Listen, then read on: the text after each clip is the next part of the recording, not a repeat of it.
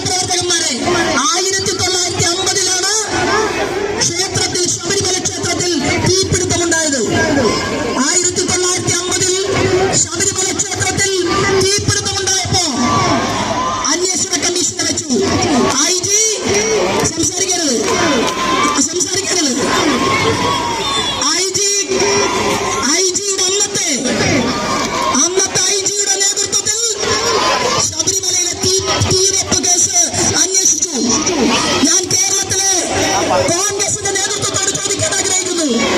ശ്രീമാൻ VD സതീശനോടും Ramesh Chennithala സാറിനോടും ചോദിക്കാൻ ആഗ്രഹിക്കുകയാണ്. നിങ്ങൾക്ക് ശബരിമലയോട് ഇത്രയേറെ സ്നേഹമുണ്ടെങ്കിൽ, ഇത്രയേറെ പ്രതിബദ്ധതയുണ്ടെങ്കിൽ എന്തേ നിങ്ങൾ 1950 ശബരിമലയിൽ തീവെപ്പ് നടത്തിയവരെ മാറി മാറി ഭരിച്ച ഗവൺമെന്റ് കൈകാര്യം ചെയ്യാതിരുന്നത്? നിങ്ങൾക്ക് കോൺഗ്രസിന് ഇത്രയേറെ സ്നേഹമുണ്ടായിരുന്നുവെങ്കിൽ 1957 മുഖ്യമന്ത്രിയുടെ മേശപ്പുറത്ത് വെച്ച റിപ്പോർട്ടുണ്ടല്ലോ, ആ റിപ്പോർട്ട് എന്റെ കേരളത്തിന്റെ മണ്ണിൽ വെളിച്ചം കണ്ടില്ല. ഞങ്ങൾ പറയാൻ ആഗ്രഹിക്കുകയാണ്. ഒരു കഥയുണ്ട്, ഒരു ചരിത്രമുണ്ട് പന്തളത്തിന്, പന്തളം കൊട്ടാരത്തിന് ഒരു കഥയുണ്ട്, ചരിത്രമുണ്ട്. പന്തളം കൊട്ടാരം പടമേടിച്ച് പന്തളത്ത് ചെന്നാൽ പന്തം കൊളുത്തിപ്പട, ഓർമ്മയില്ലേ? എങ്ങനെയാണ് ആ പേരുണ്ടായത്? പണ്ട് പന്തളത്തെയും ശബരിമലയെയും കവർന്നെടുക്കാൻ വേണ്ടി മല കടന്ന് പന്തളത്തേക്ക് കൊള്ളക്കാർ വരുമായിരുന്നു. ആ കൊള്ളക്കാരെ ചെറുത്തു തോൽപ്പിക്കാൻ വേണ്ടി പന്തളം രാജാവ് പന്തം കൊളുത്തി പട പ്രഖ്യാപിച്ചു. അങ്ങനെയാണ് പന്തളത്ത് പടവുണ്ടായത്. ഇന്ന് ഭാരതീയ ജനതാ പാർട്ടിയുടെ സംസ്ഥാന അധ്യക്ഷൻ ഒരു വാക്ക് പറഞ്ഞാൽ കാട്ടുകള്ളന്മാരായ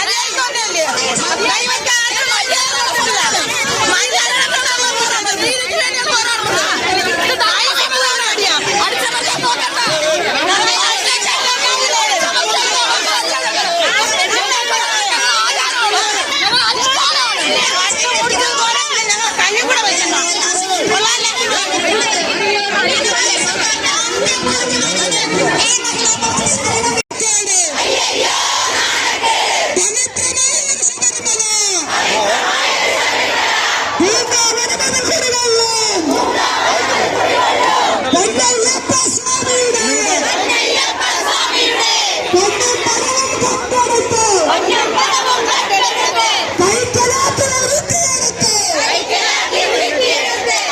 അതേസമയം ശബരിമല സ്വർണ്ണമോഷണ കേസ് ഒന്നാം പ്രതി ഉണ്ണികൃഷ്ണൻ പോറ്റിയെ പ്രത്യേക അന്വേഷണ സംഘം ഉടൻ കസ്റ്റഡിയിലെടുക്കുമെന്ന വിവരവും പുറത്തുവരുന്നുണ്ട്. ചെന്നൈ സ്മാർട്ട് ക്രിയേഷൻസ്, ശബരിമല സന്നിധാനം, കൊച്ചി എന്നിവിടങ്ങളിൽ നിന്ന് ശേഖരിച്ച തെളിവുകൾ സ്വർണ്ണമോഷണത്തിലെ ഉണ്ണികൃഷ്ണൻ പോറ്റിയുടെ പങ്ക് വ്യക്തമാക്കുകയാണ്. സ്മാർട്ട് ക്രിയേഷൻസിൽ വലിയ ഇടപെടൽ ഇയാൾ നടത്തിയിട്ടുണ്ടെന്നാണ് കിട്ടിയ വിവരം. 6 ആഴ്ചയ്ക്കകം റിപ്പോർട്ട് നൽകണമെന്നാണ് ഹൈക്കോടതി നിർദ്ദേശം. അന്വേഷണ പുരോഗതി 2 ആഴ്ച കൂടുമ്പോൾ ഹൈക്കോടതി അറിയിക്കണം എന്നതടക്കമുള്ള നിർദ്ദേശമുണ്ട്. എന്തായാലും ഏറ്റവും പുതിയ അപ്ഡേഷൻ ഇതാണ്. കഴിഞ്ഞ ദിവസമൊക്കെ സെക്രട്ടേറിയറ്റിന് മുന്നിൽ വലിയ രീതിയിലുള്ള സമരങ്ങൾ ഈ വിഷയവുമായി ബന്ധപ്പെട്ട് അരങ്ങേറിയത്. ഇന്ന് മഹിളാ മോർച്ചയുടെ നേതൃത്വത്തിൽ പ്രതിഷേധവുമായി രംഗത്ത് വന്നു. കഴിഞ്ഞ ദിവസവും വലിയ രീതിയിലുള്ള ഒരു പ്രതിഷേധമൊക്കെ അവിടെ അരങ്ങേറിയിരുന്നു. കഴിഞ്ഞ ദിവസത്തെ ആ പ്രതിഷേധത്തിന്റെ ദൃശ്യങ്ങളിലേക്ക് ഒരിക്കൽ കൂടി. ഫർണിച്ചർ സാധനം വാങ്ങിയാൽ ഫർണിച്ചർ പോളിഷ് അടിച്ചു കഴിഞ്ഞാൽ അതിന് മുകളിൽ കവർ പോളിഷ് അടിക്കും. ഈ പോളിഷ് എല്ലാം അകത്തടിച്ചിരിക്കുന്ന നിറം തേക്കിന്റെ ആണെങ്കിലും ഈട്ടിയുടേതാണെങ്കിലും മറ്റുള്ള നിറം പോകാതിരിക്കാൻ വേണ്ടിയിട്ടുള്ളതാണ്. ആ കവർ നഷ്ടപ്പെട്ടാലേ അതിനുള്ളിലുള്ള പെയിന്റ് പോകും.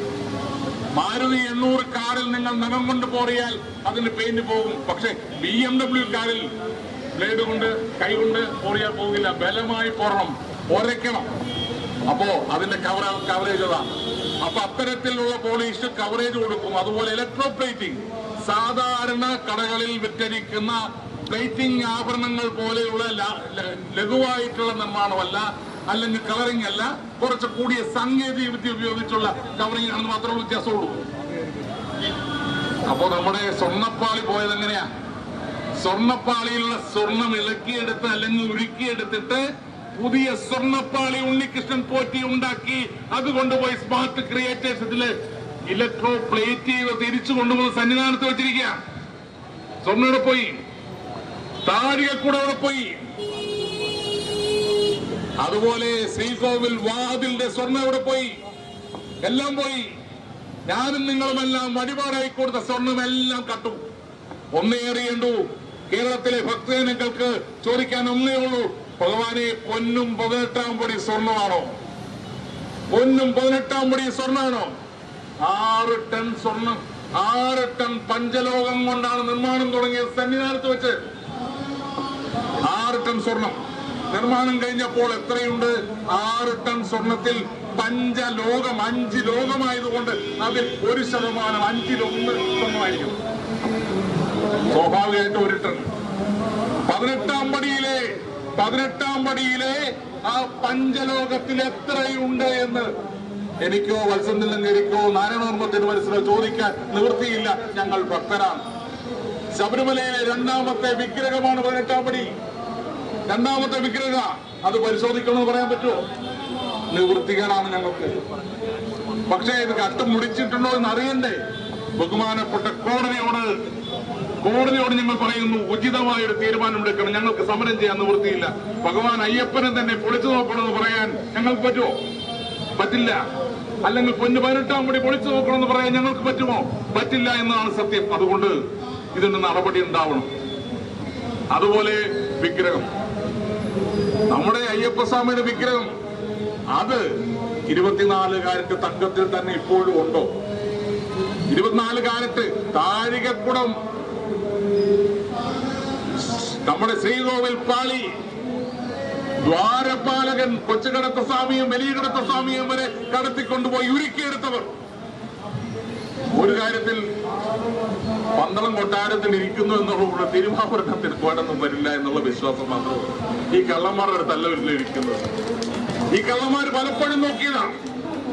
അനന്തപത്മനാഭസ്വാമിയുടെ ഭക്തയായിട്ടുള്ള തിരുവനന്തപുരംകാരെ നിങ്ങളോട് പറഞ്ഞു, ഈ സർക്കാർ ഇടതുപക്ഷ ജനാധിപത്യ മുന്നണി സർക്കാർ മ്യൂസിയത്തിൽ വെക്കണം അനന്തപത്മനാഭ സ്വാമിയുടെ നിറവറയിലെ സ്വർണ്ണ കുംഭങ്ങൾ അല്ലേ? വെച്ചിരുന്നെങ്കിലോ അതെല്ലാം ചെമ്പായനെ. PN വാസവന്റെ വയറ്റത്തടിച്ചു, PS പ്രസാദിന്റെ വയറ്റത്തടിച്ചു, നമ്മുടെയെല്ലാം നെഞ്ചത്തടിച്ചു. സുഹൃത്തുക്കളെ, സംഭവിച്ച സ്വാമിജി പ്രജാനന്ദജി മഹാരാജ് ഇവിടെ എത്തിച്ചേർന്നിരിക്കുകയാണ്. നമ്മുടെ ബഹുമാനായ ഈ ധാർമ്മിക സമരത്തിന്റെ ഉദ്ഘാടകനാണ്.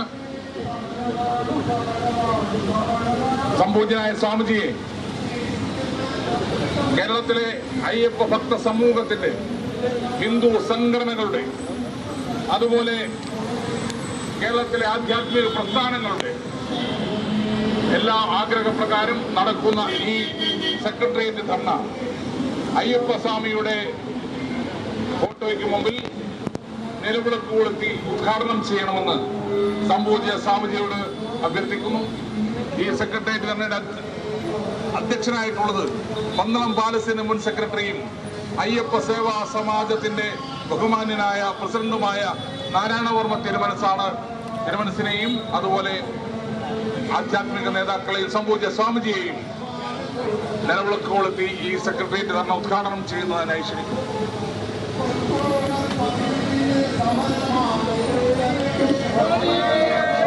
സ്വാമിയേ സ്വാമിയേ സ്വാമിയേ സ്വാമിയേ സ്വാമിയേ സ്വാമിയേ സ്വാമിയേ ഹരിഹര സുതനേ വില്ലാളി വീരനേ വീരമണികണ്ഠനേ ആനന്ദമൂർത്തിയേ സ്വാമിയേ വിഘ്നങ്ങൾ തീർക്കണം പൊന്നു സ്വാമിയേ കള്ളന്മാരെ തുറുങ്ങിലടയ്ക്കണം പൊന്നു സ്വാമിയേ സ്വർണ്ണക്കൊള്ളക്കാരെ തുറുങ്ങിലടയ്ക്കണം പൊന്നു സ്വാമിയേ സ്വാമിയേ ശമയ്യപ്പ ഹരിഹര സുതനാനന്ദ ചിത്തൻ അയ്യനയ്യപ്പ സ്വാമിയേ. ഈ സ്വർണ്ണക്കൊള്ളക്കാരെ നിയമത്തിന് മുമ്പിൽ കൊണ്ടുവരുന്നതിന് വേണ്ടി സർവവിഘ്നങ്ങളും തീർത്തു തരണം ഭഗവാനെ എന്ന് പ്രാർത്ഥിച്ചുകൊണ്ട് നാളികേരമുടച്ച് ഈ സെക്രട്ടേറിയറ്റ് ധർണാ സമരം ഉദ്ഘാടനം ചെയ്യുന്നു.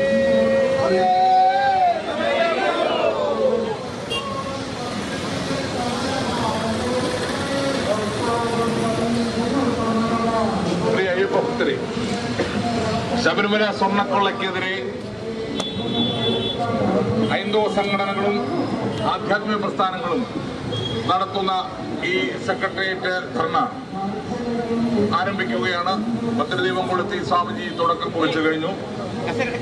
ഈ സെക്രട്ടേറിയറ്റ് ധർണയുടെ അധ്യക്ഷ പദവി അലങ്കരിക്കുന്നത് പന്തളം കൊട്ടാരത്തിന്റെ മുൻ പാലസ് സെക്രട്ടറി ബ്രഹ്മശ്രീ നാരായണവർമ്മ തിരുമനസാണ്. നാരായണവർമ്മ തിരുമനസിനെ ഈ ഭക്തജന പ്രതിഷേധ ധർണയിലേക്ക് സഹർഷം സ്വാഗതം ചെയ്യുകയാണ്.